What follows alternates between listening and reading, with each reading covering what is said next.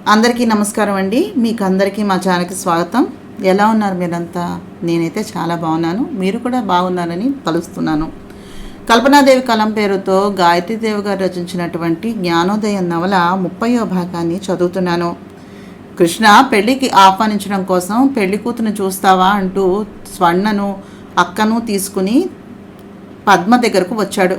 పద్మ నన్నెవరు పిలిచారు అంటూ ఎత్తి పొడుపులు పొడవటం మొదలుపెట్టింది. అది విన్నటువంటి స్వర్ణకి చాలా కోపం వచ్చి ఆమెకు సమాధానం చెప్పింది. ఆమె చెప్పిన మాటలను విని హియర్ హియర్ అంటూ క్లాప్స్ కొట్టి ప్రశంసించినటువంటి కృష్ణ చైతన్య, నా చిన్నారి చెల్లెలేనా, ఎన్ని మాటలను నేర్పింది అన్నాడు చిలిపిగా కృష్ణ. ఎర్రగా జేవరించిన ముఖంతో బాత్రూంలోనికి వెళ్ళిపోయి తలుపు మూసేసుకుంది పద్మ. ఆమెకు చాలా కోపం వచ్చింది, అహం దెబ్బతింది.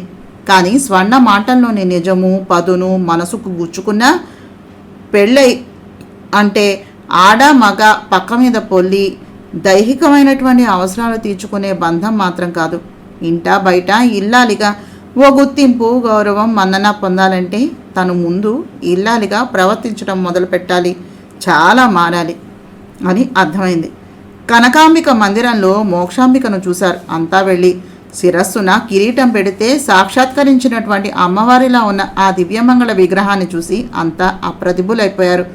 జ్ఞానాంబికాదేవి ఈ వేషంలో వచ్చిందా అన్నట్టుగా ఉన్న ఆ ఆకృతి అందరినీ విస్మయ చకుతులను చేసింది. పైగా ముగ్ధ గంగిగోవు లాంటి సరళ స్వభావం, సుగుణాల ఖనిలా ముద్దరాలిలాగా కనిపించింది. కానీ శారీరకమైనటువంటి కోరికలను తీర్చుకోవటానికి పనికి వచ్చే పొంగులతో హంగులతో రెచ్చగొట్టేలా లేదు. జ్ఞానాంబికాదేవిలాగే చేతులెత్తి నమస్కరించే పూజ్యభావం మాత్రమే కలిగింది చూసిన వాళ్ళందరికీ. ఆ రాత్రి మంగళ స్నానాలను చేయించి మోక్షాంబిక ఆనంద భూపతులను తీసుకుని జ్ఞానాంబికాదేవి మందిరానికి వెళ్లారు అంతా. మంగళసూత్రాలు పసుపు కుంకుమలు దండలు తీసుకుని వెళ్ళి ముత్తైదువులు జ్ఞానాంబికాదేవి ముందు పెట్టారు. అమ్మా, నాన్నగారు నీ సమక్షంలోనే నీ స్వామివారి సాక్షిగా తాళి కడతానన్నారు. అందుకని ఏ హడావిడి చేయలేదు. ఇదిగో వధూవరులు అని తల్లిని పిలిచి చూపించాడు కృష్ణ చైతన్య ఇహల్లోకంలోకి ఆవిడను పిలుస్తూ. కళ్ళు తెరిచిన చూసినటువంటి జ్ఞానాంబికాదేవి మోక్షను దగ్గరకు రమ్మనమని సైగ చేసింది. మోక్ష ఆవిడను సమీపించి శిరస పాదాభివందనాన్ని చేసింది. ఆమె తల నిమిరి లేవదీసి నుదుట కుంకుమ బొట్టు పెట్టి ఆనంద భూపతిని దగ్గరకు రమ్మన్నట్టుగా చూసింది. చాలా కాలం తర్వాత చిత్రంగా స్పందించే గుండెలతో 4 అడుగులు వేసి దగ్గరగా వెళ్ళారు. ఆయన చెయ్యి పట్టుకుని మోక్ష చేతిలో ఆ చేతిని పెట్టి ఆయన్ని ఆమెకు అప్పగించి మంగళసూత్రాలు తీసి శ్రీకృష్ణ పరమాత్మ పాదాలకు తాకించి ఆనంద భూపతికి అందించి కట్టమన్నట్టుగా చూసింది. వాటిని తీసుకుని తల వంచి కూర్చున్న మోక్ష మెడలో తాళిని కట్టేశారు గాఢంగా నిట్టూరుస్తూ ఆనందభూపతి. 2 దండలు ఇచ్చారు అల్లుళ్ళు. మోక్ష మెడలో ఆయన మెడలో ఆమె దండలు వేసుకున్నారు. ఇద్దరిని ఆశీర్వదిస్తున్నట్టుగా అక్షతలు వేసి మరలా కళ్ళు మూసుకుని ధ్యాన నిమగ్నురాలు అయిపోయింది జ్ఞానాంబికాదేవి. రాధా శేషమ్మలు అందరికంటే ముందు వచ్చి ఆ మందిరంలో స్వామివారి సన్నిధానంలో కూర్చుని అందరూ వెళ్ళాక లేచి బయటకు వెళ్తుంటే, బాగున్నావా రాధా మొదట పలకరించింది భూపాల భూపతి, రాఘవేంద్ర భూపతి. ఆమె తల నిమిరారు. మిగిలిన వాళ్లంతా కళ్ళతోనే పలకరించారు. ఆనంద భూపతి చేతిలో మోక్ష చేతిని పెట్టి, నాన్నా, అమ్మ జాగ్రత్త అన్నాడు కృష్ణ చైతన్య. కొడుకు నెత్తిన మొట్టి బిడియంగా నవ్వి మోక్షతో పాటుగా వచ్చేశారాయన. స్వర్ణాపూర్ణలు గుమ్మం దగ్గర అడ్డుకున్నారు. ఏమిటి తల్లి, దారివ్వండి అన్నారాయన ఇబ్బందిగా వేడుకోలుగా. పేలు చెప్పాలి అన్నారు నవ్వుతూ. కృష్ణ ప్రశంసగా చూశారు వాళ్ళిద్దరిని. నన్ను ఇబ్బంది పెట్టకండమ్మా, అల్లరికి ఇది సమయం కాదు అన్నారాయన. మీరు అలా తప్పించేసుకుంటున్నట్టుగా ముడుచుకుపోతున్నారు కనుకనే మేము ఇలా కావిస్తున్నాం. ఇదేమీ ప్రపంచంలో జరగని వింత కాదుగా. మీరు తప్పేమీ చేయటం లేదు. ఈ వయసులోనే ఒకరికి మరొకరు ఉండాలి, అది అవసరం అని అమ్మ తెలియజేసింది. మీ జీవితం ఇంకా పూర్తి కాలేదు, మళ్ళీ చిగురించాలి అనేది ఆవిడ ఆశయం. ఆవిడ ఆఖరి కోరిక తీర్చడం కోసం తాళి కట్టడం మాత్రమే మీ ధర్మం అనుకుని చేతులు దులుపుకోవడం అన్యాయం నాన్నగారు. మీ జీవితంలోనికి మిమ్మల్ని నమ్మి వచ్చినటువంటి ముద్దరాలి ముద్దు ముచ్చట్టు చెల్లించడం కూడా మీ ధర్మమే. మాకు బుద్ధులు చెప్పడం కాదు, మీరు కూడా సిగ్గుని బిడియాని అవతలకు నెట్టి మా అందరిలాగా సంసారి కావాలి. ఇదే లోకధర్మం అంది స్వర్ణ. ఏమో అనుకున్నాను స్వర్ణ, చాలా పెద్దదానివైపోయావే అన్నారు నవ్వుతూ. నన్నిలా మార్చేసింది మీ అల్లుడు. మాటలు రానట్టుగా ఏమీ తెలియని అయోమయంలో ఉండే నాకు ఎలా ఉండాలో నేర్పింది ఆయనే అంటూ మురిపెంగా నవ్వింది. బంధువులతో, కూతుళ్లతో, అల్లుళ్లతో, కొడుకు కోడళ్లతో భోజనానికి కూర్చున్నారు ఆనందభూపతి. రాధ అందిస్తూ ఉంటే శేషమ్మ గారు మోక్ష వడ్డించారు. వంట బాగుందని అంతా శేషమ్మ గారిని మెచ్చుకున్నారు. దేవీ ప్రతిష్ఠ శ్రావణ మాసంలో నిర్ణయించారు మావయ్య గారు. మీరు సకుటుంబంగా బయలుదేరండి అన్నాడు రాజన్న. రిసెప్షన్ లేదని చెప్పటంతో అంతా తెల్లవారుజామున వెళ్ళిపోతామని ఆనందభూపతి దగ్గర సెలవు తీసుకుని వెళ్ళిపోయారు. స్వర్ణ పూర్ణలు మోక్షను ఆనందభూపతి శయన మందిరానికి పంపించి మరీ వెళ్లారు తమ మందిరాలకు. రాధ ఏ విషయంలోనూ బాహాటంగా పాల్గొనకపోయినా అంతా ఆమె ఆలోచన విధానంతోనే జరుగుతోందని అలా జరిపించేవాడు కృష్ణ చైతన్య అని గ్రహించగానే పద్మకు మరింత ఆగ్రహం కలిగింది. రాధని పట్టనట్లుండే ఆడపడుచులు కూడా రాధా రాధా అని పిలిచి రాధతో మాట్లాడటం కంటకింపుగా పరిణమించింది. తన అంగరక్షకురాలిలాగా ఉండేటటువంటి కనకాంబిక పిచ్చిదైపోయింది. తన శ్రేయస్సును కోరే తండ్రి మనస్సు మార్చుకో, స్వార్థాన్ని మర్చిపో, నీ జీవితాన్ని నువ్వే చేతులారా నాశనం చేసుకోకు, రాధ మీద ప్రతీకారం తీర్చుకోవాలనే ఆలోచన పొరపాటున కూడా చేయకు. రాధ నీ క్షేమాన్ని కోరుకునే ఆప్తురాలే గాని శత్రువు కాదు, పాపచింతనలు మంచివి కాదు అంటూ ధర్మపన్నాలు చెబుతూ ఉన్నాడు. ఇప్పుడు తను ఒంటరిదైపోయినట్టుగా ఉంది. కడుపున పుట్టినటువంటి కూతురు తెల్లారి లేస్తే పిన్ని అంటూ రాధ దగ్గరికే పరిగెడుతోంది. కట్టుకున్న మొగుడు రాధ కొంగును వదిలి బయటకు రాడు. మావగారు ఇది వరకటి మనిషి కాదు, ఒక ఆడదాని ముద్దు మురిపాలు కోరి ఈ వయసులో మళ్ళీ పెళ్లి చేసుకుంటున్నటువంటి ప్రబుద్ధుడు. ఇంత తన ఇంట్లో తనే పరాయిది. తన పిచ్చిగాని కట్టుకున్న భర్తే పరాయి ఆడదాని పరమయ్యాక ఎన్ని ఉన్నా వ్యర్థమే కదా. ఇలా కుమిలిపోతూ బతకడం కంటే అటో ఇటో తేల్చుకోవటం రైట్ కదా అనిపించి ఏం చేయాలి? రాధ దూరం అయితే తప్ప కృష్ణ తనకు స్వంతం అవ్వడు. కానీ ఎలాగా? తను ఎవ్వరిని హత్యలు చేయలేదు, చేయించలేదు. అలాంటి పిచ్చి పని చేసినా మళ్ళీ మొన్నటిలా కృష్ణ బతికించుకోగలడు. రాధను వెళ్ళగొట్టాలి. ఎలాంటి వాళ్ళనైనా మాటలు బాణాల్లా ప్రయోగించి దెబ్బతీయాలి. తనంతట తనే ఇల్లు వదిలి వెళ్ళిపోయేలా చేయాలి. ఎస్, అదొక్కటే మార్గం. పద్మాంబిక ఆలోచనలో పడిపోయింది. బిడియంగా ఆనందభూపతి గదిలో అడుగుపెట్టిన మోక్ష చేతిలోని పాల గ్లాసుతో ఆయన్ని సమీపించి వాటిని చేతికందించింది. గదిలో పచాలు చేస్తూ ఆయన ఒక్క క్షణం ఆమెను పరీక్షగా చూశారు. తల నిండా విచ్చి గుబాళించేటటువంటి మల్లెలతో తెల్లని చీరలో సాక్షాత్తు శ్రీ మహాలక్ష్మిలా ఉంది. గ్లాస్ అందుకుని సగం పాలను తాగి ఇచ్చేస్తూ నీ పేరేమిటి అన్నారు. మోక్షలక్ష్మి అంది ఆయన ఇచ్చినటువంటి పాలను తాగుతూ. బాగుంది. ఒక ఆవిడ జ్ఞానం, మరొక ఆమె కనకం, నువ్వు మోక్షం. ప్రస్తుతం మోక్షం పొందే అర్హత నాకు లేదు. నీ పట్ల కోరిక, ఆసక్తి కూడా కలగటం లేదు. కొంతకాలం దూరంగానే ఉందాం. నా కొడుకు తృప్తి కోసమని తాళి కట్టిన జ్ఞాన శాసనానికి తలవంచిన నిన్ను భార్యగా ఊహించలేకపోతున్నాను. ఈ ఇంట్లో నీకు నచ్చినట్టుగా ఉండు, నన్ను మాత్రం ప్రశాంతంగా బతకనివ్వు. ఇక్కడ ఎవ్వరూ లేరు. మనం ఈ లోకానికి మాత్రం భార్యాభర్తలం. ఈ ఇంట్లో ఎలా ఉన్నా ఎవరికీ తెలీదు. పక్క గది ఖాళీగా ఉంది, వెళ్ళి పడుకో. మీ అమ్మగారికి మాత్రం ఏ విషయాన్ని చెప్పద్దు, సరేనా అన్నారు ఆనందభూపతి. ఒక చిన్న ప్రార్థన అంది మోక్ష తెగించిన దానిలా ధైర్యం తెచ్చుకుంటూ. గుడ్, నీకు మాట్లాడడం కూడా వచ్చనమాట. ముద్రాలివని అనుకున్నా.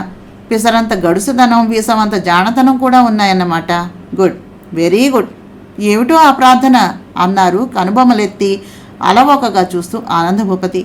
నా మెడలో తాళి కట్టి నన్ను మాంగళ్యవతిని చేసి పసుపు కుంకుమలు ప్రసాదించినటువంటి దైవం మీరు. మీ పాదసేవ భాగ్యాన్ని మాత్రం ప్రసాదించండి చాలు అంది ఆయన పాదాల దగ్గర కూర్చుని కళ్ళకద్దుకుని నమస్కరిస్తూ. ఓస్, ఇంతేనా? నీ ఇష్టం. నన్ను తప్ప నువ్వేం కోరినా కాదనను అన్నారు తల నిమురుతూ. అర్హత లేని వాటిని ఆశించి భంగపడే మనస్తత్వం కాదు నాది అంది అభిమానం ఆ కళ్ళ నిండా కదులాడుతూ ఉండగా. బయట భుజాల చుట్టూ లాక్కుని తలుపు దగ్గరకు వేసి వెళ్ళిపోయింది మోక్ష. ఒక్క క్షణం ఆయన గుండెలు ఎందుకో బరువెక్కాయి. వారం రోజులు గడిచిపోయినాయి. ఆనందభూపతి భార్యగా మారి మోక్షకి ఉదయం కాఫీ ఇచ్చి బాత్రూమ్ స్లిప్పర్స్ పాదాల దగ్గర పెట్టి పెడుతుంది. ఆయన స్నానం చేసి వచ్చేసరికి తెల్లని బట్టలు తీసి పెడుతుంది. డ్రెస్ చేసుకునేసరికి ఫలహారాన్ని తెచ్చిపెడుతుంది. తర్వాత తానే వంట చేస్తుంది. ఆయన పిలవనస్తున్నటువంటి అవసరమే లేకుండా అన్నీ అమరుస్తూ శ్రద్ధాభక్తులతో సేవించే ఆ విధానం ఆయనకు ఆశ్చర్యాన్ని కలిగిస్తుంది. అసలు మనిషి ఉన్న జాడే కనబడదు, ఎప్పుడూ ఖాళీగా కూర్చోదు, మాట వినబడదు, ఏమీ అడగదు, ఎప్పుడూ ఆయనకి అందుబాటులో అలర్ట్గా ఉంటుంది. శుచిగా నీట్గా పరిశుభ్రంగా ఉంచుతుంది ఇంటిని. అలంకరణ కూడా సామాన్యంగానే ఉంటుంది. ముడి చుట్టుకుని దాని నిండా పువ్వులు పెట్టుకుని సూత్రాల గొలుసు, నల్ల పూసల నెక్లెస్, చేతుల నిండా గాజులు, పచ్చగా పసుపు రాసుకుని ఎర్రగా బొట్టు పెట్టుకుంటుంది. నిండుగా లక్ష్మీదేవిలా కనిపిస్తుంది. ఖాళీ సమయంలో భగవద్గీత చదువుకుంటుంది. ఎక్కడికి వెళ్ళదు. కనకాంబిక మందిరంలో శేషమ్మగారే ఉంటోంది. మోక్ష ఆనంద భూపతి మందిరంలోనే ఉంటోంది. ఆయన పక్క గదిలోనే పడుకుంటోంది. ఆయన భోజనం చేశాక ఆ పళ్ళెంలోనే భోజనం చేస్తుంది. కనకాంబికల బయట గొడవలు ఆమెకు అవసరం లేదు. అసలు నగలు చీరలు అలంకరించుకుని అద్దంలో చూసుకుని మూసిపోవటం, అధికారాన్ని చెలాయించటం ఆమెకు రాదు. పనివాళ్ల మీద అరవదు. ప్రశాంతంగా ఉంచుతుంది. నిశ్చింతగా బతికేస్తుంది. ఇది కావాలని అడగదు. ఏం మాట్లాడితే ఆయనకు కోపం వస్తుందోనని భయభక్తులతోటి వినమ్రంగా విధేయతగా నిదానంగా ఉంటుంది ఆవిడ ప్రవర్తన. భోజనం చేసేటప్పుడు కూడా విసిగించదు. ఆయన చెయ్యి అడ్డు పెడితే వేయడం మానేస్తుంది. కమ్మగా రుచిగా ఆయన తినని కూరలు పచ్చళ్ళు చేసి పెడుతోంది. రాజావారి భార్యగా అతిశయం గర్వం దర్పం ఎలా ఉంటాయో తెలీదు. ఇలాంటి అమ్మాయి కనుకనే తనకి భార్యగా అన్ని విధాలా బాగుంటుందని చేసిందేమో జ్ఞాన అనిపిస్తోంది ఆయనకి. ఆ రోజు శేషమ్మ గారు వచ్చింది అక్కడికి మొదటిసారిగా. ఏమండి, మోక్ష ఆనంద భూపతిని మొదటిసారిగా పిలిచింది. ఆశ్చర్యంగా తల తిప్పి చూశారు. అమ్మ వచ్చింది, మీతో ఏదో మాట్లాడాలట అంది తల వంచుకొని. రమ్మను అన్నారు. ఏమిటా అని చూస్తూ ఒంటి నిండా బట్ట కంపుకుని వచ్చి, నమస్కారం బాబుగారు అందావిడ. నమస్తే, రండమ్మా కూర్చోండి, ఇలాగా ఏం కావాలి అని అడిగారు. నాకేం వద్దు బాబుగారు, ఏమీ తోచటం లేదు. చేతి నిండా పని ఉంటే గానీ నాకు పొద్దు గడవదు. ఇక్కడికి వచ్చిన దగ్గర నుంచి చూస్తూ ఉన్నాను. మీ పద్ధతులు మార్చాలని కాదు, కానీ నాకు తోచింది చెప్పాలని సాహసిస్తున్నాను. రోజు అమ్మాయిని రాజావారితో మాట్లాడే అవకాశం ఇప్పించవే అంటే భయపడుతూ వద్దని వారిస్తోంది. ముసల్దాని కదూ, నా చాదస్త నాది. ముంగి మూషాణంలాగా నోటికి ముద్ర వేసుకుని కూర్చోవటం నాకు చేత కాదుగా. మీకు కోపం వస్తే తిట్టండి, నేనేమీ అనుకోను. నా మనసులో ఉన్నది ఈవేళ చెప్పేయాలనే వచ్చాను. చెప్పమంటారా అంది చేతులు కట్టుకుని నిలబడుతూ. చెప్పండమ్మా, సంకోచం దేనికి? మీరు పెద్దవారు, పైగా నాకు అత్తగారు, నా మాటుమూతితో సమానం. మీరు అలా నిలబడటం బాగాలేదు. ముందు సరిగా కూర్చోండి అన్నారు ఆనంద భూపతి సోఫాను చూపిస్తూ. మీ ముందు కూర్చోటమా? వద్దు బాబు, మీరు మకుటం లేని మహారాజు, నేను పేదరాలిని. ఇలా నిల్చోవటం నాకు అలవాటే. నా స్థానం కూడా ఇదే. మీ పాదరేణువుగా కూడా సరిపోలనటువంటి మా బతుకులెక్కడా, మీరెక్కడా? ఏదో దాని అదృష్టం మంచిది గనక మీ భార్యగా పసుపు కుంకుమలకు నోచుకొని సౌభాగ్యవతిగా మారింది. వీధుల పాలవలసినటువంటి తరుణంలో మా సుకృతం విశేషం వల్ల తమరి పాత సన్నిధికి చేరుకోగలిగాం. సమయానికి ఆదుకుని గూడు కూడు నీడ ప్రసాదించినటువంటి దైవం మీరు. మీ మేలు జన్మజన్మలకు మర్చిపోలేం. కానీ ఇలాగా తిని కూర్చోవటమే నాకు నచ్చటం లేదు. ఇక్కడ ఎవరి మందిరంలో వాళ్ళు ఉంటూ వేరువేరు వంటలతో వేరు కాపురాలతో చాలా చిత్రంగా ఎవరికి ఎవరూ ఏమీ కానట్టుగా ఒక సత్రంలో బస చేసి వెళ్ళిపోయేటటువంటి బాటసారుల్లా బతుకుతూ ఉంటే నాకేమిటో చాలా బాధగా అనిపిస్తోంది. అయ్యా, మీరేమీ అనుకోనంటే నేను బతుకున్నంతకాలం అందరికీ నేనే వండి పెడతాను. ఆ పని నాకు మా మోక్షకి కూడా చాలా ఇష్టం. కమ్మగా రుచిగా చేసి పెట్టి అంతా మెచ్చుకుంటూ తింటూ ఉంటే సంతోషించేటటువంటి ఆనందాన్ని మించిన ఐశ్వర్యం ఉంటుందా బాబుగారు? ఈ సంపాదన శ్రమ దేనికోసం అండి? ఈ జానెడు పొట్టకేసమే కదా. ఒకే ఇంట్లో ఉండమని బతకమని నేను అనను, కానీ అంత సాహసం చేయలేను కూడాను. కనీసం అంతా ఒకే చోట కూర్చుని భోజనం చేస్తే బాగుంటుంది కదా. ఎవరికి వారు తినటం స్వార్థం, నలుగురితో కలిసి తినటం భోజనం అని మా నాన్న అనేవారు. పగటిపూట కుదరదంటే క్యారియర్లు కట్టి ఇచ్చేస్తాను. రాత్రిపూట సరదాగా కబుర్లు చెప్పుకుంటూ మీరంతా తింటూ ఉంటే చూసి ఆనందించాలని నా కోరిక. మీకు నచ్చకపోతే నా చాదస్తం అనుకుని కొంచెం క్షమించండి బాబు అంది ఆవిడ. అంతకన్నా మహద్భాగ్యమా తల్లి? అలాగే కానివ్వండి. ఇక్కడ నా మందిరంలోనే ఆ ఏర్పాటును చేయండి. ఆ విధంగానైనా అంతా ఒకచోట కలుస్తాం. మీ ఆలోచన నాకు చాలా బాగా నచ్చింది. అందరినీ ఇక్కడికే రమ్మనమని చెప్తాను అన్నారు సంతోషంగా ఆమోద ముద్రను వేస్తూ ఆనందభూపతి. శేషమ్మ గారి ముఖం పూర్ణకమలంలా వికసించింది. వెంటనే కూతురితో పాటు వంటగదిలో ప్రవేశించింది సంబరంగా. మోక్ష శాంతి శ్వాసను తీసుకుంది. హలో కృష్ణ, ఈవేళ భోజనానికి నా మందిరానికి రా. ఈవేళే కాదు, ఇక నుంచి రోజు అందరి భోజనాలు ఫలహారాలు ఇక్కడే జరగాలి. దిస్ ఈజ్ మై ఆర్డర్ అన్నారాయన ఆదేశాత్మకంగా. రాధకి పద్మకు కూడా చెప్పమని ఫోన్ పెట్టేశారు. రాధాకృష్ణ వచ్చారు. ఇదేమిటి ఈ కొత్త అలవాటు అంది పద్మ వస్తూనే. రోజుకోసారైనా మీ అందరి ముఖాలు చూసే భాగ్యం నాకు కలగాలని, అంతా కష్టసుఖాలు కలిసి అనుభవించడంలోని ఆనందం అనుభవంలోకి రావాలని, ఇన్నాళ్ళు బతకడం కోసం తిన్నా ఇప్పుడు కలిసి భోజనం చేయటంలోని తృప్తిని పొందాలని అన్నారు ఆనందభూపతి.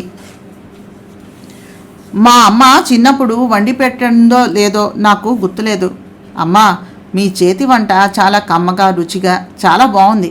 మాకు ఈ అదృష్టాన్ని కలిగించినందుకు చాలా సంతోషంగా ఉంది. థ్యాంక్స్ అలాట్ అన్నాడు కృష్ణ చైతన్య. ఇది నా వంట కాదు కృష్ణ, మా అమ్మ చేసింది. మీకు నచ్చితే ఆవిడకు మహదానందమే అంది మోక్ష చిరునవ్వుతో. ఆ స్వచ్ఛమైన చిరునవ్వు హాయిగా అనిపించింది. అయితే మీకు మా థ్యాంక్స్ బామ్మగారు అన్నాడు కృష్ణ.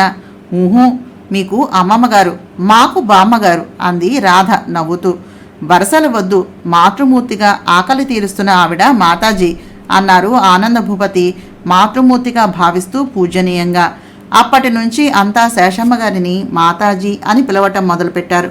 ఇష్టం లేకపోయినా పద్మ రాధతోటి ఏకాంతం కోసమని వస్తూ ఉంది అక్కడికి. ఆ రోజులో ఆఫీసులో మీటింగ్ ఉందని భోజనానికి రావటం కుదరదని కృష్ణ ఫోన్ చేయటంతో అతనికి క్యారియర్ పంపించింది శేషమ్మ. ఆ అవకాశం కోసమే ఎదురు చూస్తూ ఉన్న పద్మ రాధను అనుసరించి బయటకొచ్చింది. లాన్లో చతికిలబడి చల్లగా మబ్బు పట్టి వాతావరణం మారిపోవటంతో కలిసి వెళుతున్నటువంటి రాధా పద్మలను వెనక నుంచి ఆశ్చర్యంగా గమనిస్తూ ఉండిపోయారు ఆనందభూపతి. ఆయన గమనిస్తున్నారని తెలియని Padma, Radha just a minute అంది వెనక నుంచి చిటికెలు వేస్తూ. రాధ ఆగి వెనుదిరిగి చూసింది. నీతో కొంచెం మాట్లాడే పనుంది అంది ఆపుతూ.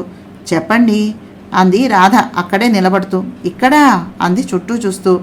మీ మందిరానికి రావాలా లేక మీరు నా మందిరానికి వస్తారా అంది. పద అంది తల పంకిస్తూ పద్మ. ఇద్దరూ రాధ మందిరానికి వచ్చేసరికి గోవిందు లేచి సెల్యూట్ చేశాడు. అదేమీ పట్టించుకోనట్టుగా లోపలకు వెళ్ళి సోఫాలో కాలు మీద కాలు వేసుకుని కూర్చుంది పద్మ. చెప్పండి అంది రాధ ఏదో ఆపద సంభవించబోతున్నట్టుగా స్పందిస్తోంది మనస్సు. కుడికన్ను అదిరి ఏదో తెలియని ఆందోళన చోటు చేసుకుంది ఆమె ఆంతర్యంలో. ఇంకా ఎన్నాళ్ళుంటావు ఇక్కడ పరీక్షగా చూస్తూ ప్రశ్నించింది పద్మ. అంటే అర్థం కానట్టుగా నొసలు ముడివేసింది రాధ. పరాయి ఆడదాని కాపురంలో నిప్పులు పోస్తూ పరాయి మగవాడి పంచన ఇలా ఉప్పుడుగా తెరగా పడి ఉండడానికి నీకు సిగ్గువేయటం లేదు? సూటిగానే చూసింది పద్మ. అక్కయ్య గారు రాధ మాటలకు మాన్పడిపోయిన దానిలాగా నిలబడిపోయింది. అక్కయ్య? ఎవరే నీకు అక్కయ్య చెక్కయ్య? నా అంతస్తేమిటి నువ్వేమిటి? నీకు నాకు వావి వరుసలు కూడానా? పరాయి భోగ భాగ్యాలను ఆశించి ఇక్కడ తిష్ట వేసింది కాక నా మొగుడి కొంగున కట్టుకుని ఆడించేంత నెలజాడమని తెలియక ఇన్నాళ్ళు ఓర్పును వహించాను. మోజు తీరాక అందరిలాగా పంపించేస్తాడేమోలే అనుకుంటే ఏ మందు పెట్టావో మాయ చేశావో ఏమిటో పర్మనెంట్ సెటప్ అయిపోయావు కదే పాపిష్టిదానా. అసలు నీకు సిగ్గు శరము మానం మర్యాద ఉన్నాయా? నా మూడితో రాత్రి పగలు కులుకుతూ నన్ను ఇలా క్షోభ పెట్టడానికి నేను నీకు చేసిన అపకారం ఏమిటి? తగుదునమ్మా అని అందరితో కలిసిపోయి బతకడానికి అసలు నువ్వెవరు? నీ అంతస్తు ఏమిటి? అర్హత ఏమిటి? గౌరవం ఏ పాటిది? నా కాలిగోటిని కూడా తాకే అర్హత లేనటువంటి నువ్వు నా కృష్ణతో కులుకుతూ నాకు సవితిపై నా నెత్తి మీద కూర్చుంటావా? నా కోపంతో పగతో ఈర్ష్య అసూయలతో ఆటలాడుకుంటున్నావా? నేను ఏడుస్తూ ఉంటే చూసి నవ్వుకుందాం అనుకుంటున్నావా? అసలు ఏమిటి నీ ఉద్దేశం? ఎలాగైనా నిన్ను ఇక్కడి నుంచి పంపేయాలని నేను చూస్తూ ఉంటే ఏకు మేకైనట్టుగా ఇక్కడ పాతుకుపోయి ఇంకెన్నాళ్ళు నన్ను క్షోభను పెడతావు?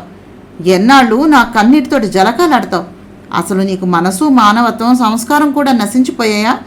పరాయి ఆడదాన్ని ఏడిపించి నువ్వు తినేది అన్నమా గడ్డ? పరాయి కంచంలో కుక్కలాగా కలబడి తినడానికి ఇది కూడు కాదే కాపురం. నిజంగా నువ్వు మనిషి జన్మని ఎత్తినట్టయితే చీము నెత్తురు ఉంటే పౌరుషం చావకుండా ఇంకా మిగిలి ఉంటే ఇంకా మళ్ళీ నీ ముఖాన్ని నాకు చూపించకు అంది కటువుగా, నిర్దాక్షిణ్యంగా, శరాఘాతాల్లాంటి పదజాలాన్ని వాడుతూ పద్మ. థ్యాంక్ యూ అక్కయ్య గారు. ఇన్నాళ్లకు నాకు విముక్తిని కల్పించి నా స్థానం ఏమిటో నిర్దేశించి నా బతుక్కి ఒక గమ్యాన్ని ప్రసాదించిన మీ మేలు జన్మజన్మలకు మర్చిపోలేను. ఇన్నాళ్ళు నేనున్నది మిమ్మల్ని బాధ పెట్టాలని కాదు, వారు ఏమైపోతారో అనే భయంతో మాత్రమే ఇక్కడున్నాను. నేను కృష్ణను ఆరాధిస్తున్నది నిజమే కానీ ఆయన్ని చంపుకోవాలని మాత్రం ఏనాడు అనుకోలేదు. ఆయన నా చేత వాగ్దానాన్ని చేయించుకుని ఉండకపోతే ఎప్పుడో వెళ్ళిపోయేదాన్ని. మీకింత మనస్తాపం కలిగిస్తూ కూడా ఉన్నానంటే దానికి కారణం వారి ప్రేమ. ఇప్పుడు నువ్వు వెళ్ళిపోవడం నాకు కావాలి, నా భర్త ఏమైపోయినా పర్వాలేదు అన్నట్టుగా ఉన్న మీరు శాసిస్తూ ఉన్నారుగా, కనుక నేను శిరసా వహిస్తాను. ఇప్పుడు ఈ క్షణంలో వెళ్ళిపోతాను. ఇక యథేచ్ఛగా, సుఖంగా, ప్రశాంతంగా, నిశ్చింతగా ఉండండి. ఇంకా మళ్ళీ నా అంతటా నేనుగా రాను.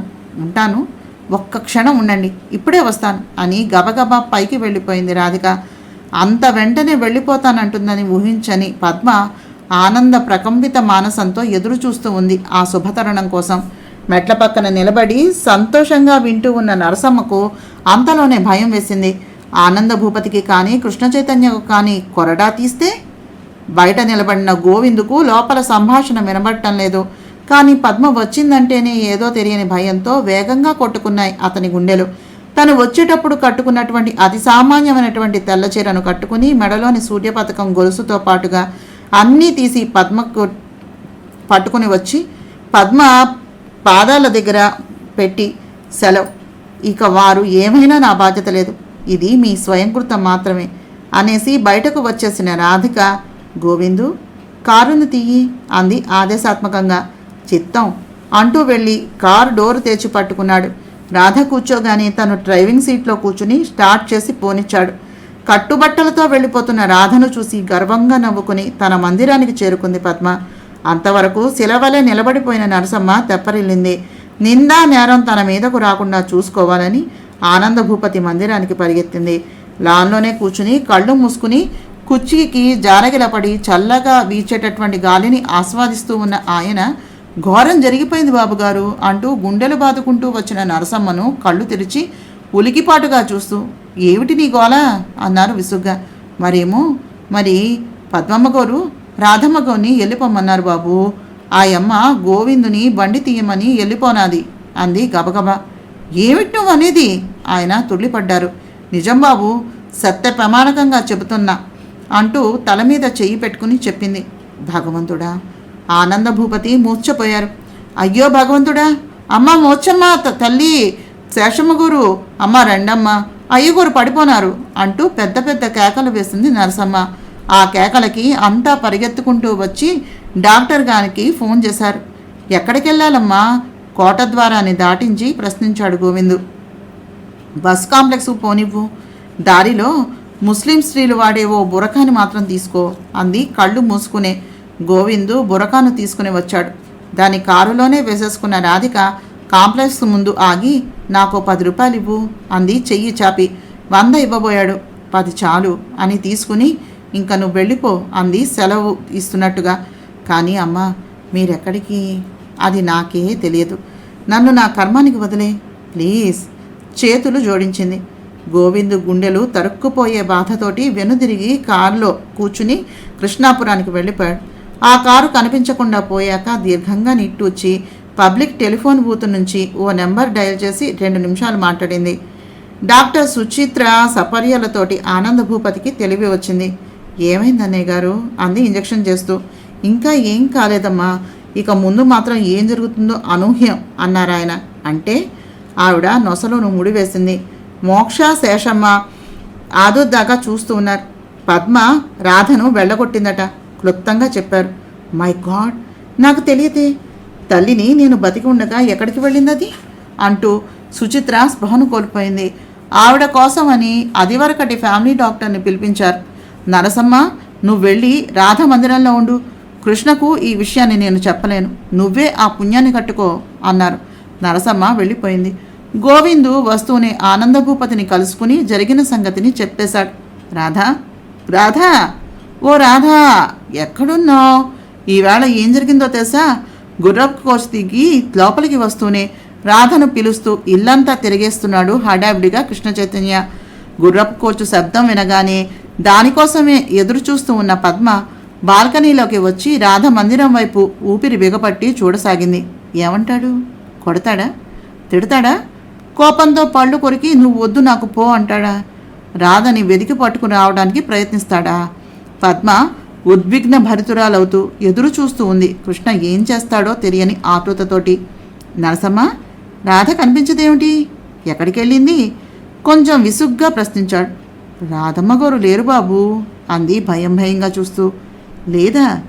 నాన్నగారి మందిరానికి ఏమైనా వెళ్ళిందా లేక అమ్మ మందిరానికా? ఆడకి కాదు బాబు, అసలు ఇక్కడ లేకుండానే పంపించేశారు అంది పట్టుకుపోయే కంఠంతో. పంపించేశారా? ఎవరు? ఎప్పుడు? అతను తీక్షణంగా చూశాడు. పద్మమ్మ గారు రాధమ్మను ఎల్లగొట్టేశారు బాబు. నరసమ్మ మాటలు పూర్తి కాలేదు. రాధా! భువన భోంతరాలన్నీ దద్దరిల్లేలాగా ప్రతిధ్వనించేలాగా పెద్ద కేక ఆతనాదంలా బయటకు వచ్చింది అతని నోటి వెంట. అంతే, చెవులు మూసుకుని మొదలు నరికిన మానులాగా వెనక్కి విరుచుకుని పడిపోయాడు. ధబేలుమని పెద్ద చప్పుడు చేసింది 7 అడుగుల అతని భారీ కాయం. ఓలమ్మో, పొరి దేవుడో అంటూ గుండెలు బాదుకుంటూ బయటకు పరిగెత్తుకుంటూ వచ్చింది నరసమ్మ. ఆ కేక లాన్లోని ఆనందభూపతి, సుచిత్ర తదితరులు, పద్మ కూడా విన్నారు. పద్మ పరిగెత్తుకుంటూ కిందకు వచ్చింది. నరసమ్మను ఆపింది. చిన్నయ్య చచ్చిపోనాడో ఏటో, పడిపోనాడు. నీ కచ్చ తీరిద్దా తల్లె? ఇహ ఏలుకో నీ రాజ్యం అంతా. మాట పలుకు లేవు. మహారాజు తండ్రి ఏమైపోనాడో ఏమో అంటూ గుండెలు బాదుకుంటూ ఆనందభూపతి మందిరానికి వెళ్ళి పడిపోతూ సంగతి చెప్పేసింది నరసమ్మ.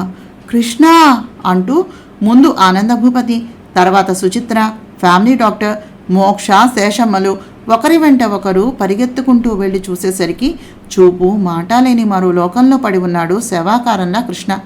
అప్పటికే అందరికంటే ముందు అక్కడికి చేరుకున్న పద్మ నిలువుగుడ్లు వేసుకుని స్తంభించిపోయిన దానిలాగా చూస్తూ ఉండిపోయింది. సుచిత్ర, భార్గవులు ఇద్దరూ అతన్ని పరీక్షించారు. ఆనందభూపతి ఆందోళనగా చూస్తూ ఉన్నాడు. సుచిత్ర ఫోన్ అందుకుని ధనుంజయ్, సుచిత్ర, ఆసుపత్రి పరివారము వచ్చారు.